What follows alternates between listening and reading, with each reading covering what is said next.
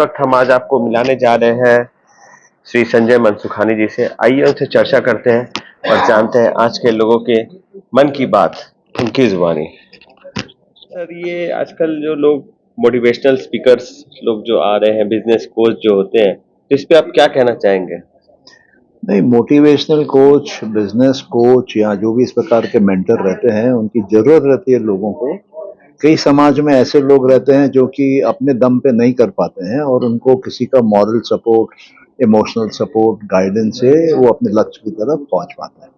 तो ये इनका एक रोल है और किसी किसी के जीवन में ये अहम रोल भी हो सकता है। और सर, मैनिफेस्टेशन क्या होता है सर? लोग आजकल जो मैनिफेस्टेशन मैनिफेस्टेशन की बात करते हैं। मैनिफेस्टेशन मतलब जो अव्यक्त है उसको व्यक्त करना, जो नहीं दिख रहा है उसको इंद्रियों से देख पाना। साधारणतः बोल सकते हैं कि किसी चीज को प्रोड्यूस करना, इवॉल्व करना, बनाना, संसार में नया नए तरीके से लेकर आना, ये मैनिफेस्टेशन। तो मैनिफेस्टेशन को आप हिंदी में किस हिसाब से परिभाषित करेंगे? हिंदी भाषा में हम क्या किस हिसाब से इसको उच्चारित करेंगे? अव्यक्त को व्यक्त करना मैनिफेस्टेशन है। जो अव्यक्त को व्यक्त करना। हाँ, मतलब ये जो हमारी प्रकृति है ये कहीं ना कहीं से तो आई है, जी। तो ये अव्यक्त प्रकृति से आती है जिसको कि मूल प्रकृति भी बोला जाता है। और ये अव्यक्त इसलिए है कि हम उसको अपने इंद्रियों के द्वारा देख नहीं पाते हैं, तो हम मान के चलते हैं कि वो नहीं है, लेकिन ऐसा नहीं है, वो है। और उस अव्यक्त प्रकृति से ही प्रकृति निकलती है और उस अव्यक्त प्रकृति में ही प्रकृति जाके वापस लीन होती है जब प्रलय आती है। तो सर, आप जो बोल रहे हैं अव्यक्त को प्रकट करना, तो इसमें जैसे कि सर कोई चीज भी अगर कोई आदमी दृढ़ निश्चय कर ले कि वो अगर क्रिकेट खेल रहा हो या कोई बिजनेस कर रहा हो तो मुझे इस चीज में सक्सेस पाना है, तो वो सक्सेस पाएगा। हाँ, वो पाएगा। उसका एक मेथड है, एक प्रोटोकॉल है।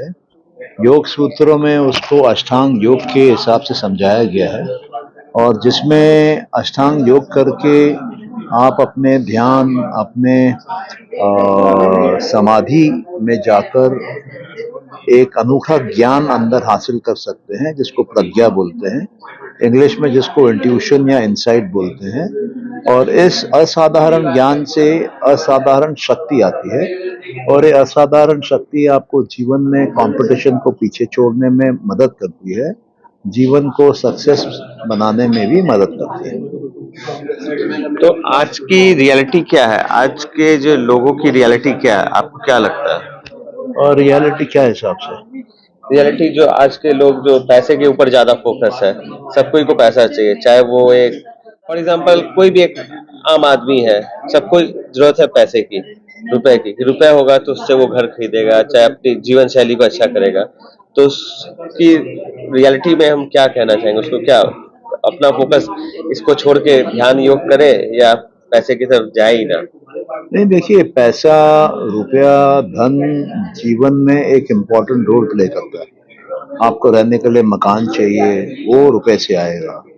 आपको मूवमेंट के लिए गाड़ी चाहिए, वो रुपए से आएगी। आपको अपने स्वास्थ्य को ठीक रखने के लिए हॉस्पिटल जाना पड़ सकता है, सर्जरी करानी पड़ सकती है, वो सब रुपए से ही होगा। बच्चों को पढ़ाना, बच्चों की शादियां कराना, ये सब रुपए से ही होगा। तो रुपया एक बहुत ही जरूरी कंपोनेंट है मानव जीवन का। लेकिन कुछ लोग सब कुछ छोड़ के, रिश्तों को तोड़ के सिर्फ रुपए के पीछे ही जो भागते हैं वो गलत है। मतलब रुपया जहाँ जरूरी है वहां उससे अटैच हो जाइए आप, रुपया जहाँ जरूरी नहीं है उससे डिटैच हो जाइए आप। इस प्रकार का मतलब मानसिकता के साथ आज के युग में मानव को चलना चाहिए। तो मगर आज के लोगों की मानस बोले चाहे मानव शक्ति बोले, हर चीज रुपए के ऊपर आकर्षित है, ध्यान केंद्रित है।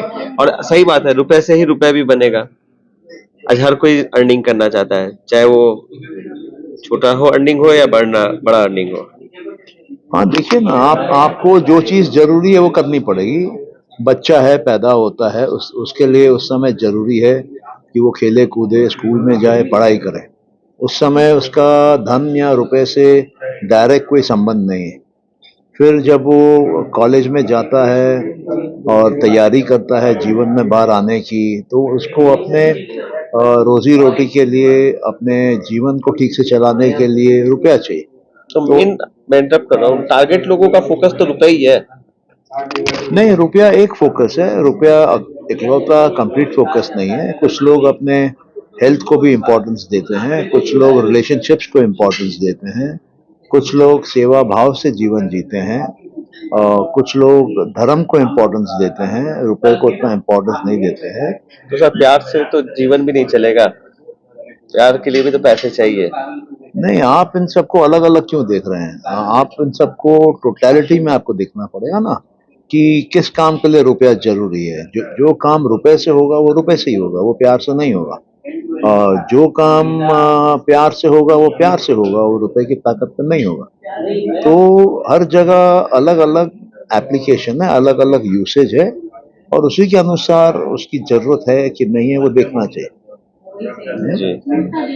तो सर लोग आजकल अपने बिजनेस को ग्रोथ करना चाहते हैं, एक को लाखों में तब्दील करना चाहते हैं, तो वो क्या करे? अगर हर दिन रात वो रुपया रुपया जब करे, या क्या ध्यान केंद्रित करे कि वो अपने रुपए को गुना गुना बढ़ाते जाए? देखिए, सबसे पहले तो उसके अंदर एक स्ट्रांग डिजायर, एक बोलना चाहिए कि बहुत स्ट्रांग इच्छा होनी चाहिए कि मुझे अपने कंपनी को बढ़ाना है, अपने बिजनेस को बढ़ाना है, इसको ऊंचाइयों पे ले जाना है।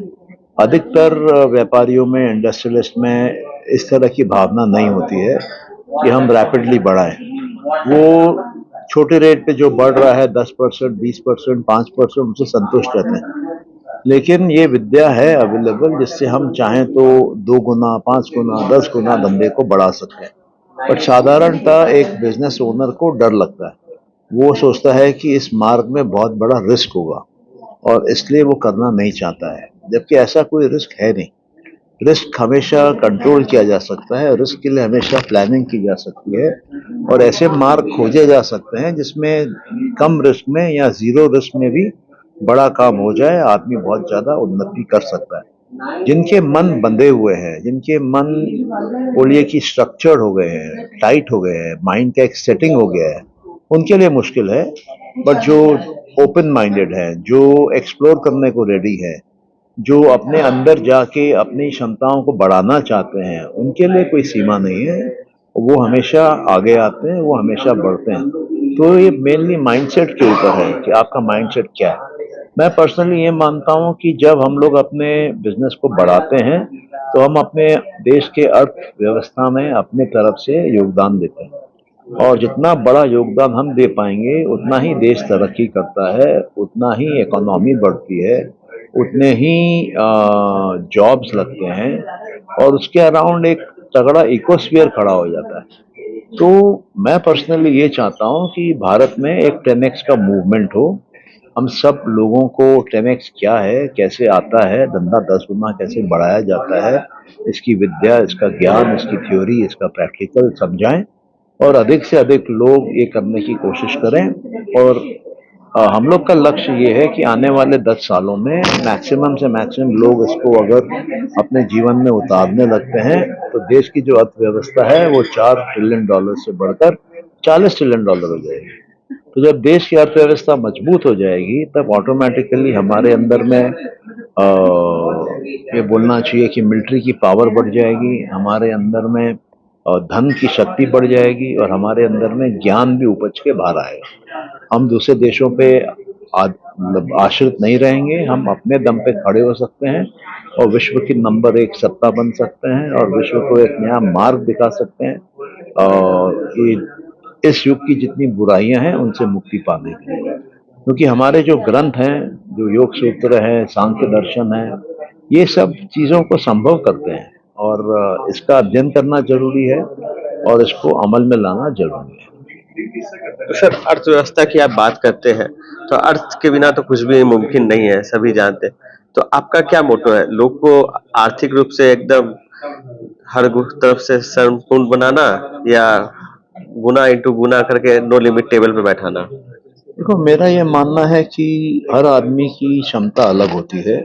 कुछ ऐसे बिजनेस ओनर्स होंगे जो 10 गुना, 15 गुना, 20 गुना बढ़ा सकते हैं, उस प्रकार का उनके संस्कार है, माइंडसेट है, परवरिश है। लेकिन अधिकतर लोग नहीं कर पाएंगे। अधिकतर लोग अगर डबल भी कर ले तो उनके लिए बहुत है। तो इसमें एक मैसिव एजुकेशन ड्राइव चाहिए बिजनेस कम्युनिटी के अंदर। जो लोग भी बिजनेस के साथ जुड़े हुए हैं, वो जब समझेंगे इस टेक्नोलॉजी को, मान लीजिए प्रोफेशनल समझते हैं, जो सीए हैं, कंपनी सेक्रेटरी हैं, तो वो अपने क्लाइंट्स को समझा सकते हैं, तब क्लाइंट्स उन पर विश्वास करते हैं और वो उसको अमल करने को रेडी हो जाएंगे। जनरली जो लोग बिजनेस में रहते हैं उनका फोकस किसी और जगह होता है। अधिकतर लोग किसी तरह से सरवाइव करने की कोशिश करते हैं, जीवित रहने की कोशिश करते हैं। तो जब उनको भी समझ में आएगा कि नई साधारण प्रणाली से माइंड में थोड़ा चेंज लाके हम अपने धंधे को डबल कर सकते हैं, ट्रिपल कर सकते हैं, तो उनके अंदर भी ये एक दूसरे को प्रोत्साहन दे पाएंगे और देश फिर आगे बढ़ने लगेगा। तो ओवरऑल गोल ये होना चाहिए कि हम 10 सालों में 10 गुना अपना इकोनॉमी को बढ़ाएं और ज़्यादा से ज़्यादा जो क्रीम लेयर है सोसाइटी की, जो बिजनेस ओनर्स टॉप पे हैं, जो इंडस्ट्रियलिस्ट टॉप पे हैं, वो 10 गुना, 20 गुना, 30 गुना बढ़े, और जो उनके नीचे है क्षमताओं में, वो कम से कम 2 गुना, 3 गुना बढ़े, ताकि देश तरक्की करे और सब तरफ एक क्या बोलना चाहिए कि अच्छा ही फैले। लोगों का स्वास्थ्य अच्छा होने लगेगा जब कमाई बढ़ेगी, और स्कूल्स की क्वालिटी इंप्रूव होने लगेगी, हॉस्पिटल्स की क्वालिटी इंप्रूव होने लगेगी, साधारण इंसान का जीवन की क्वालिटी इंप्रूव होने लगेगी। और मैं ये भी मानता हूँ कि शायद गवर्नमेंट फुल्ली सपोर्ट नहीं कर पाएगी, तो जो प्राइवेट सेक्टर है जिसमें लोग अपना धंधा स्पीड से बढ़ा रहे हैं, वो सीएसआर के माध्यम से या किसी और तरीके से देश के गरीबों की सेवा करें, ताकि देश पूरा का पूरा उठ के सामने आए और विश्व को मार्ग दिखाए। तो सर आपका क्या मोटो है? मेरा मोटो बड़ा सरल है कि भारत का एक 10x मूवमेंट होनी चाहिए।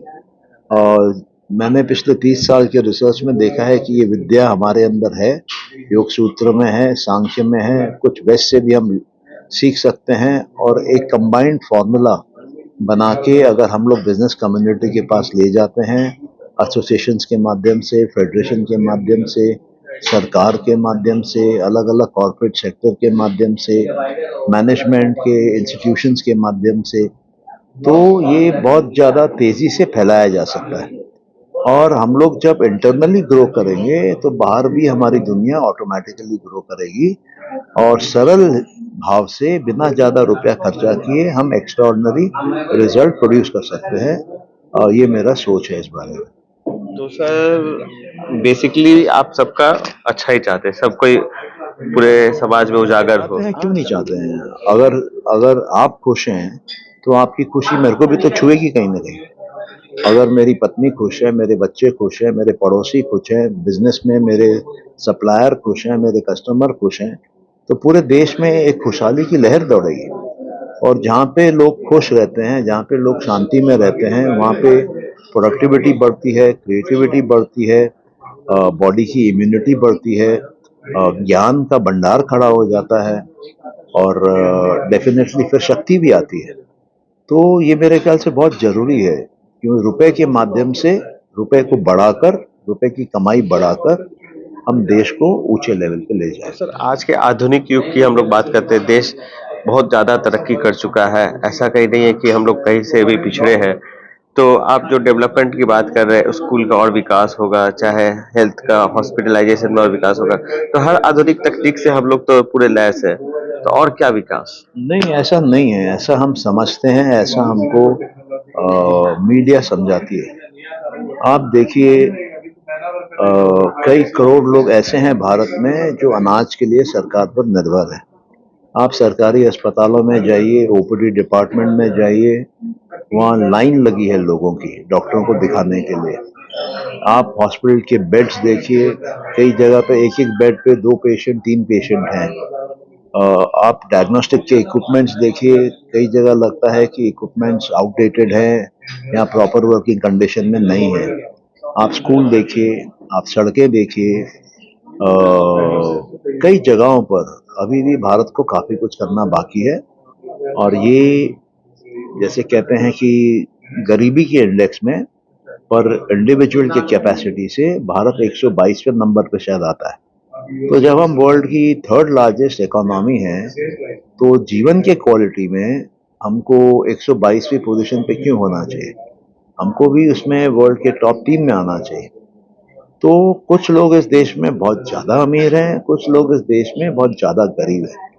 और जो ज़्यादा गरीब है उनकी संख्या ज़्यादा है, जो ज़्यादा अमीर है उनकी संख्या बढ़ रही है, बट अभी भी उतनी नहीं हुई है। तो जब आप टोटल में देखते हैं आपको लगता है कि देश में धन है, लेकिन जब आप इंडिविजुअल लाइफ के मामले में देखेंगे आपको पता लगेगा कि बहुतों को बहुत असुविधाएं हैं। गरीब माँ बाप जिनको बच्चे नहीं देखते हैं या छोड़ के चले गए हैं या असमर्थ हैं, उनकी अवस्था बहुत खराब है। मुझे तो ये भी लगता है कि देश में काफ़ी बड़ी प्रतिशत जनसंख्या ऐसी भी है जो कि डेट ट्रैप में फंसी हुई है, उन्होंने ऋण लिया हुआ है, अब चुका नहीं पा रहे। तो ये भी काफ़ी दुखद घटनाएं सुनने को मिलती हैं। अच्छा, एजुकेशन के फील्ड में देखिए आप, हमारे देश में इतने सारे आईआईटी हैं, इतने सारे आईआईएम हैं, लेकिन क्या ये वर्ल्ड के टॉप 100 इंस्टीट्यूशंस में आते हैं? नहीं आते। तो ये भी सोचने की बात है। हम रिसर्च एंड डेवलपमेंट के नाम पे देश पे क्या हमने रिसर्च की है, क्या हमने डेवलप किया है 75 सालों में? हमारे देश के इंजीनियर, हमारे देश के मैनेजमेंट ग्रेजुएट्स बाहर जाते हैं, फॉरेन कंपनीज के सीईओज बन जाते हैं।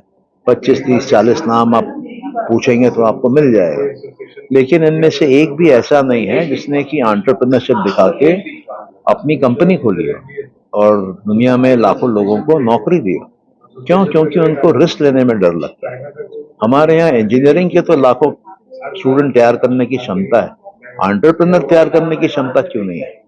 एंटरप्रेन्योर के कॉलेज कहाँ है? नहीं है। तो हम बेसिकली हमारा जो एजुकेशन सिस्टम है वो कॉरपोरेट्स के लिए, सरकार के लिए एम्प्लॉयज जनरेट कर रहा है, क्लर्क जनरेट कर रहे हैं हम। अभी आज के डेट में आप बीए का कोर्स देखिए, बीए का कोर्स सीख के एक आदमी क्या करेगा?